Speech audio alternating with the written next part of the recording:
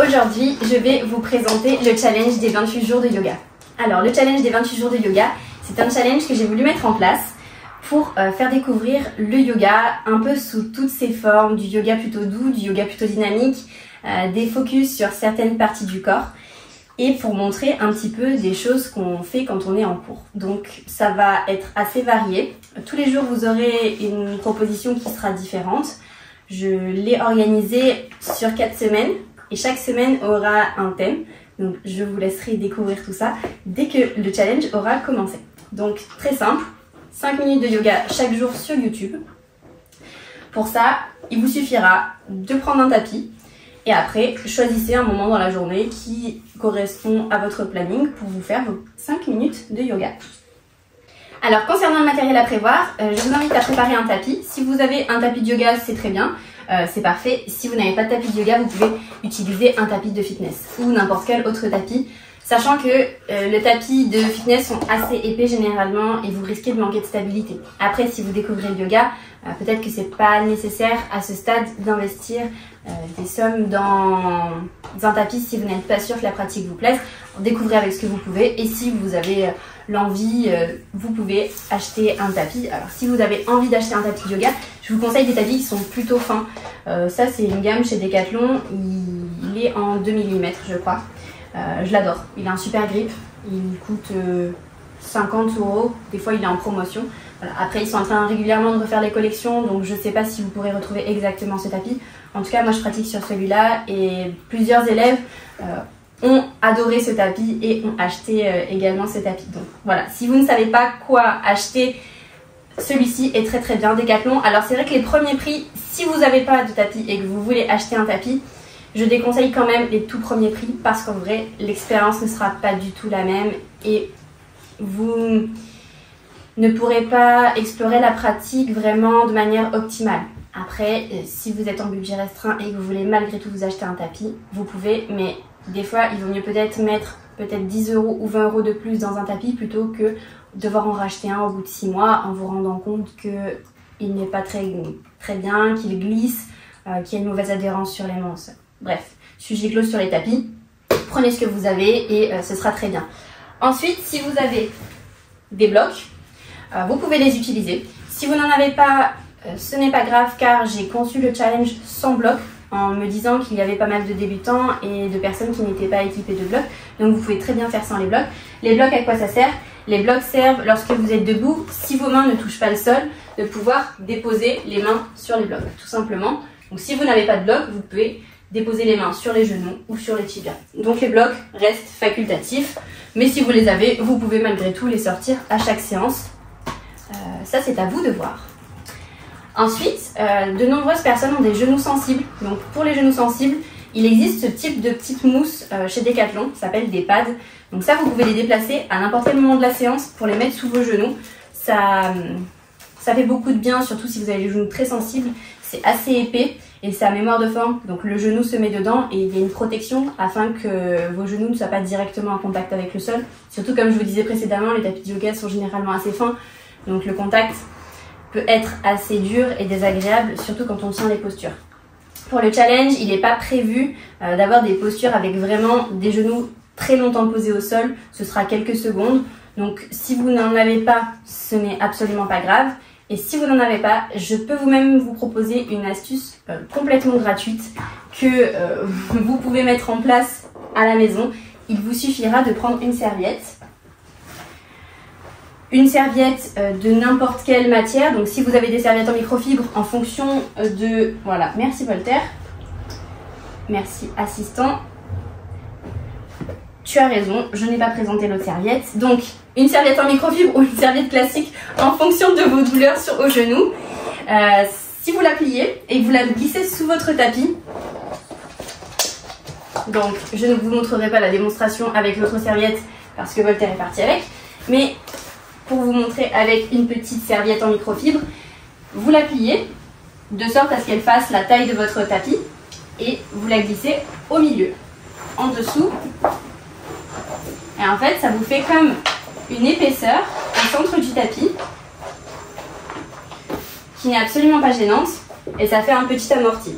L'avantage de ce système par rapport au pad, c'est que lorsque vous bougez, en fait, au moins vous savez qu'au milieu du tapis, il y a toujours ce renfort. Alors que les pads, il faut systématiquement les déplacer et selon ce qu'on fait, des fois on glisse nos pieds et c'est un peu gênant. Alors que là, pour le coup, c'est au milieu du tapis, c'est sous le tapis et ça ne bouge pas. Donc vous gardez quand même la stabilité du grip du tapis. Et puis en plus, on fait quasiment jamais de posture d'équilibre sur le milieu du tapis. Ce qui se passe au milieu du tapis, c'est souvent justement les genoux au sol. Donc si vous avez envie, vous pouvez tester cette petite astuce. Donc là pour le coup, j'avais pris pour la démonstration une serviette en microfibre parce que c'est assez fin et que ça se sent quasiment pas. Donc c'est assez pratique je trouve. Sinon une serviette plus épaisse, Voltaire est parti avec. Mais vous avez compris l'idée, un petit pliage, vous le glissez sous le tapis. Et puis comme ça, au moins, vous êtes sûr que pendant toute la pratique, dès que vous poserez un genou au sol, ce sera assez confortable. Sachant que dès que je demande de poser un genou au sol, ce sera toujours au milieu du tapis, approximativement. Donc là, ça couvre une zone assez large et ce sera du coup hyper confortable. Et en plus, c'est une astuce qui est gratuite. Voilà, enfin, sur le matériel, je pense qu'on a fait le tour. Je vous referai une autre vidéo sur le matériel de yoga un peu plus avancé pour les personnes qui pratiquent déjà le yoga, qui ont envie peut-être d'améliorer leur matériel. Et après, surtout, pensez à prendre une gourde, un verre d'eau, n'importe quoi pour votre pratique. C'est indispensable de bien boire et d'être hydraté pour ne pas avoir de crampes et pour que votre corps fonctionne correctement. Voilà, donc sur la partie matérielle, je pense qu'on a terminé. N'hésitez pas après, si vous avez des questions, à m'envoyer un message sur Instagram ou même noter en commentaire. Voilà. Si j'en reviens sur le côté organisation du challenge, vous pouvez organiser ce challenge comme vous le souhaitez. Les vidéos seront mises chaque jour sur le compte YouTube et vous pouvez décider de le faire le matin ou le soir à votre rythme. Les vidéos durent 5 minutes. 5 minutes, c'est très rapide. Donc je n'ai pas le temps de faire comme quand on est en cours, une séance complète. On se pose, on respire, on fait des exercices de déverrouillage, on fait des petits flows, on pratique, on repart à la fin sur une relaxation. Là, pour le coup, ça va être... On va à l'essentiel. J'établis un thème pour chaque jour et on va directement dans le thème. Donc, je ne vais pas vous dire bonjour, bienvenue dans cette vidéo, aujourd'hui je vais présenter ci, ça sera directement, positionnez-vous à l'avant du tapis ou installez-vous assis sur votre tapis. Je vous décrirai par contre en légende la séance du jour avec cette séance commencera assis sur votre tapis. Comme ça, si vous lisez la légende avant de commencer la vidéo, au moins vous saurez direct comment commencer la vidéo. J'ai décidé aussi de ne pas faire de blabla et commencer directement dans le vif du sujet pour que vous puissiez enchaîner les vidéos si à un moment du challenge vous avez envie de refaire des vidéos et pourquoi pas vous faire des playlists pour les enchaîner les unes après les autres. Et puis moi, parce que si quand je pratique le yoga, des fois ça me saoule d'entendre des tas de blabla avant que la pratique commence. Donc voilà, 5 minutes, full yoga et pas de blabla. Enfin, dans cette même lignée de il n'y aura pas de blabla, je vous informe qu'en début de vidéo, il n'y aura pas toujours d'échauffement, de déverrouillage du corps. C'est la raison pour laquelle je vous ai mis en ligne une vidéo qui sera à peu près d'une quinzaine de minutes sur un échauffement global de votre corps. Donc avec déverrouillage de la nuque, des épaules, du dos et des hanches. Cette vidéo, n'hésitez pas à la faire avant de commencer les vidéos du challenge. Si vous en avez envie, si vous avez le temps. Donc ça, c'est vraiment libre à vous de voir. Mais c'est vrai que si vous vous sentez un peu sensible, un peu fragile, n'hésitez pas à faire cette vidéo. Quitte à la faire même juste une fois pour voir quels sont les exercices et les reproduire à votre rythme avant de faire les vidéos. Donc ça, je vous laisse décider si vous avez envie de le mettre en place ou non. Quoi qu'il en soit, ce sera 5 minutes de yoga par jour. 5 minutes qui seront des fois lents, qui seront des fois dynamiques. Vous verrez, il y aura des yogas qui sont un peu différents. Tout ça, c'est pour vous présenter tout ce qu'il peut y avoir dans le yoga. Alors, pas tout, mais tout ce que moi j'aime pratiquer en tant que pratiquante et ce que j'aime enseigner. Donc, au moins, vous aurez une palette de ce que vous pourrez retrouver et dans mes cours et dans mes pratiques perso que je vous filmerai un peu aussi par la suite. Et sur les contre-indications, si vous ressentez qu'il y a des douleurs dans votre corps, faites attention. Si vous n'êtes pas sûr d'être apte à la pratique du yoga, n'hésitez pas à demander un avis médical avant de pratiquer le yoga. Même si c'est 5 minutes, il y a des séances qui vont être assez intenses, donc faites à votre rythme, écoutez votre corps. Si vous ne le sentez pas, ne le faites pas, il n'y a aucune obligation. Si vous ratez un jour, vous pouvez le reporter. Si vous vous sentez mal à l'aise dans votre corps ce jour-là, pour n'importe quelle raison, reportez le cours.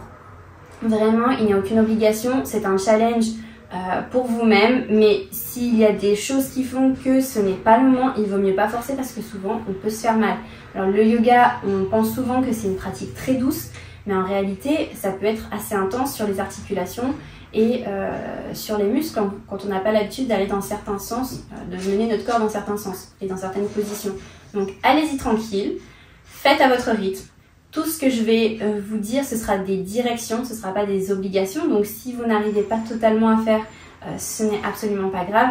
C'est un chemin, le yoga. Donc on commence, on fait les constats des fois en se disant je n'y arrive pas. Et en fin de compte, quelques temps après, on y arrive très bien. On y arrive encore mieux que ce qu'on pensait pouvoir y arriver un jour. C'est ça qui est très beau dans la pratique, c'est que on voit notre corps évoluer. Et vous allez voir que même avec 5 minutes par jour, vous allez vite vous rendre compte à quel point le corps a des capacités qui sont incroyables. Enfin voilà, j'ai hâte de vous partager toutes ces vidéos qui sortiront du coup chaque jour. Je ne connais pas encore l'horaire, mais du coup, si vous me suivez sur Instagram, je vous donnerai les indications en temps réel et vous saurez tout le temps quand les vidéos seront publiées. N'hésitez pas aussi à activer les notifications pour être informé dès qu'une nouvelle vidéo sera mise en ligne. Je pense qu'elles seront mises en ligne soit tard le soir, soit tôt le matin pour que vous puissiez pratiquer. Même certaines personnes préfèrent pratiquer le matin avant d'aller au travail. Ça permet de dynamiser, ça permet de se lancer dans la journée d'une manière qui est différente. Donc j'essaierai de faire en sorte que tout le monde puisse pratiquer un moment de la journée qui lui convient, que ce soit le matin très très tôt ou le soir très très tard. Voilà, j'espère que ce challenge va vous plaire. En tout cas, j'ai mis beaucoup de cœur pour le préparer. Je suis ravie de partager tout ça avec vous et peut-être, qui sait, un jour vous voir dans les cours. Voilà, je vous souhaite une très bonne journée, je vous dis à bientôt et bonne préparation à vous!